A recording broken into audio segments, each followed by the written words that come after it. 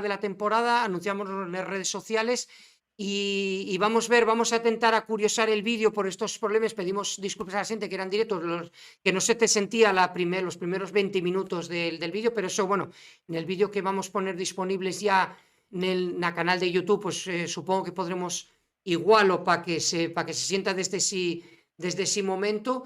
Y no sé si quieres comentarnos de qué, para ya de ir rematando, no sé, expectativas, si quieres así, aunque ya lo dijiste, pero ¿qué piensas de lo que va a pasar en estos, decís que queden, pasaron 11 carreras, queden 12, ahora ya Pedro, adelántome yo un poquitín, ahora ya después de este descanso, ¿cuándo lle el próximo premio, Gran Premio?